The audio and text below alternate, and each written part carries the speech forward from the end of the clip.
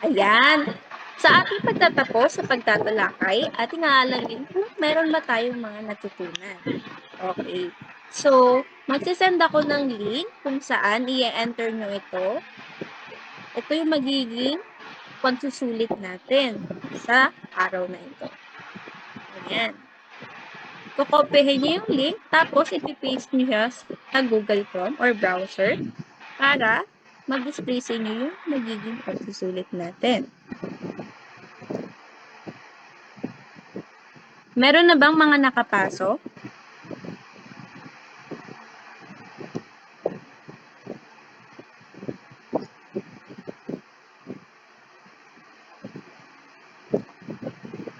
Sa pagpasok nyo dun sa link, makikita nyo yung titulo na nakalagay pagsusulit sa paglinang ng positibong disposisyon bilang mamamayan.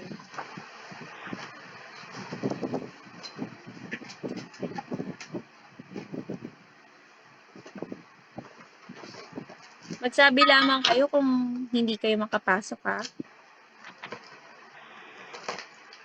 Okay na po, teacher. Okay. Pagpasok nyo, ilalagay nyo yung pangalan nyo. Buong pangalan para malaman natin kung sino yung nag-take ng test na yun, okay?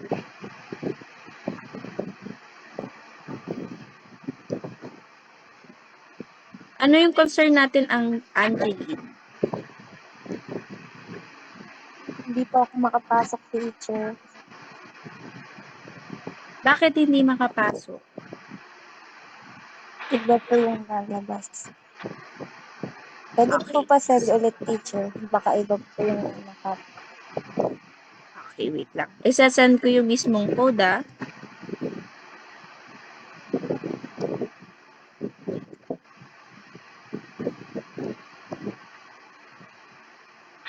Okay. So, ika-copy mo siya, tapos ipipaste mo siya sa Google Chrome. And then, enter siya. Yung iba ba? Si Hannah, si Cedric, si Andri, Papasok na po ako. Joanna. Okay. Yung iba ba, nakapasok na rin ba? Type 1 nga kung nakapasok na. Type 2 naman kung hindi pa. Okay, nakapasok na si Rizel, si Cedric. Dalawa lang ba nakapasok? Okay, si Hannah nakapasok na din, 3. Ayan, si Angeline nakapasok na din. At si Andri. Okay, sa pagpasok nyo dun sa link, kailangan i-type nyo yung pangalan ninyo. And then, pwede nyo nang sagutan ang pagsusulit natin. Sa bawat item, meron lang nakalaan na oras. Kaya, be careful din sa pagsasagot, no? At sabihin nyo lang dito sa chat box kung tapos na kayo.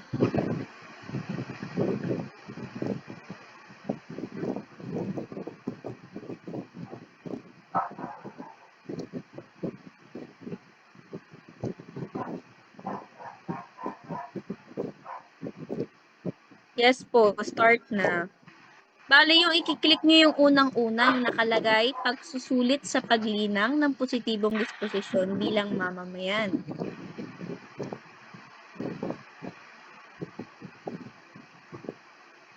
Nakakasunod din ba yung iba? Mag-chat lamang kayo dito sa chat box, ha?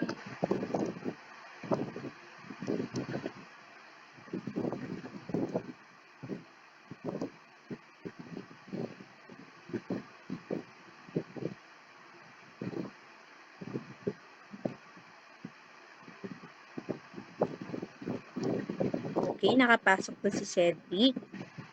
Pwede ka na mag-umpisa, Cedric, sa pagsasagot.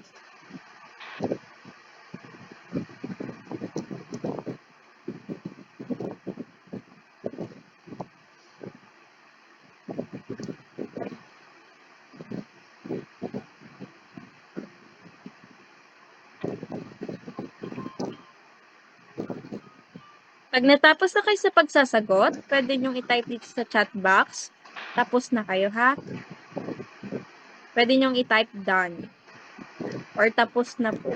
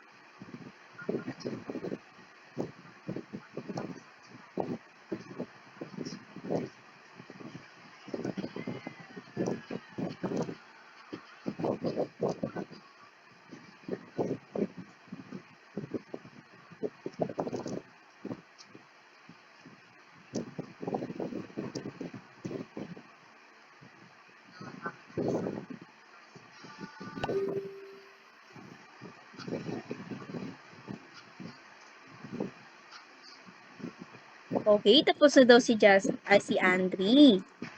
Meron na bang nakatapos pa? Okay, tapos na din si Rizel. Ito talaga yung mga nakinig sa ating diskusyon, no? Na mabilis matapos.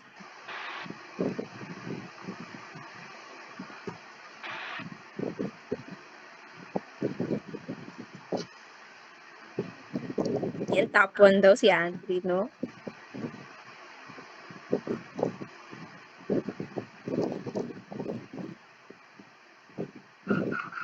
Okay, tapos na. Hinihintay na lang natin sila Angeline. Angeline at si Rizel. Ay, si Cedric.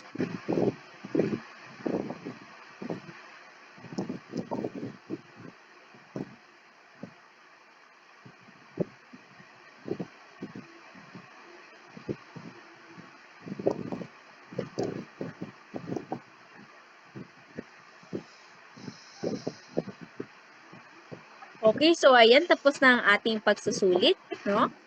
Tapos na din si Angeline, mabuti.